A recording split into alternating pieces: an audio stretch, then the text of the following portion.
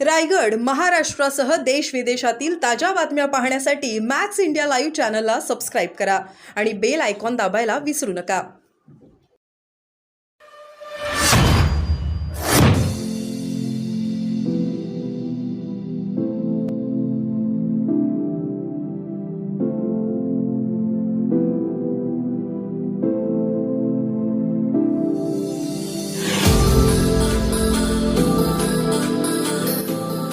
नाशिक जिल्ह्यामध्ये दिंडोरी मतदारसंघ म्हणजे हा जिथे महायुतीच्या भारतीताई उभ्या आहेत, परत नाशिकचा मतदारसंघ जिथे महायुतीचे हेमंत गोडसे उभे आहेत, परत धुळे मालेगाव जो मतदारसंघ आहे ते डॉक्टर भामरे ते उभे आहेत आणि इथले नाशिकचे 2.5-3 मतदारसंघ त्यात येतात. परत मुंबईचे जे आहेत, जिथे मी 2 वेळा आमदार आणि 20-25 वर्ष नगरसेवक महापौर होतो, तिकडे निवडणूक आहे.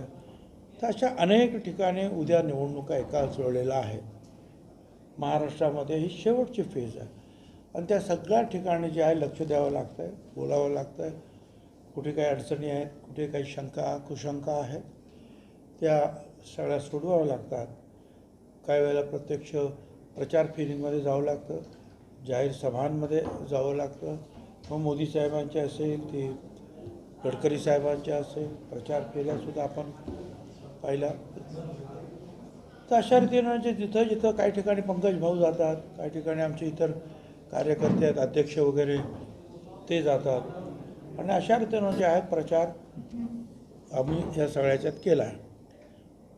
आता हे शेवटचा काही शेवटची वेळ आता थोडे तास राहिलेले आहेत. त्याच्यामध्ये बूथ अमुक तमुक त्या ठिकाणी कोण कार्यकर्ते कुठे बसणार वगैरे वगैरे वगैरे हे सगळी जग आहेत, त्याचं नियोजन करावं लागतं. त्याच्यामुळे आता आमचे सगळे प्रमुख कार्यकर्ते वगैरे आहेत, त्या सगळ्या नियोजनामध्ये गुंतलेले आहेत. मी जिथं जिथे आता नावं घेतली त्या सगळ्या ठिकाणी जे आहे हे काम सुरू आहे. आता ही हल्ली जी आहेत फार सकाळपासून ऊन पडायला सुरुवात होतं आणि उष्णता खूप वाढते आहे.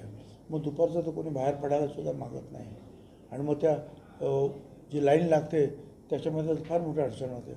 म्हणून सकाळीच जे आहे काय जास्तीत जास्त लोकांनी बाहेर पडून मतदानाचा हक्क जो आहे आपण बजावला पाहिजे. कुठल्याही परिस्थितीमध्ये काय भले उन्हात जायचं असेल तरी छत्री घेऊन जा, परंतु मतदानाचा हक्क जो आहे तो मात्र प्रत्येकाने बजावला पाहिजे. कारण मतदानाला जायचं नाही आणि मग म्हणायचं हे या सरकारने महागाई केली, ते असं झालं ते तसं झालं. अरे ते लेखा तुम्ही मतदान केलं का? तू ते तर कर अगोदर. काहीच करायचं नाही, मतदानाला जायचं नाही, फिरायला जायचं कुठेतरी आणि नंतर मग 5 वर्षाचे याच्या नावाने त्याच्या नावाने शंख.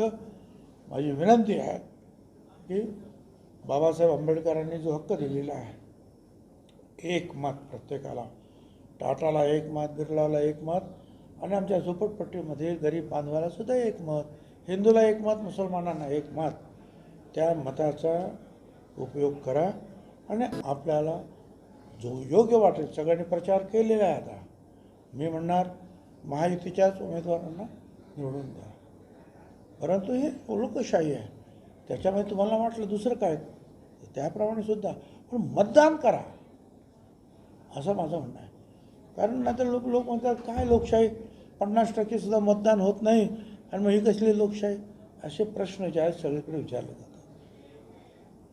साईरामचा हळूहळू साईराम टाकला करू आहे.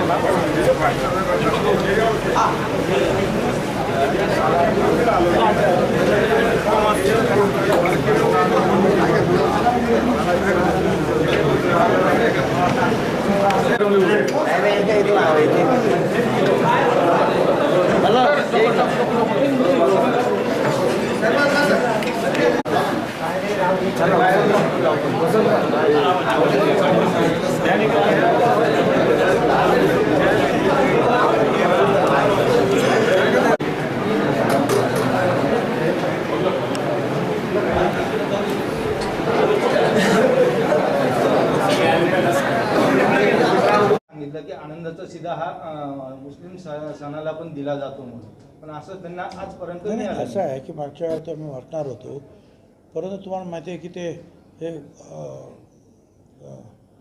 आचारसंहिता सुरू झाली आणि मंजूर झाले, पैसे पण मंजूर झाले, सगळं झालं, कॉन्ट्रॅक्टसुद्धा दिलेलं आहे.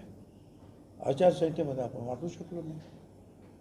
बाकी मग नेहमी जे आहे हा वाटला जात असताना जे जे काही ज्यांना रेशन कार्डातून मोफत धान्य मिळतं आहे किंवा कमी पैशात धान्य मिळतं त्या सगळ्यांना तो आनंदाचा शिदा मिळतो.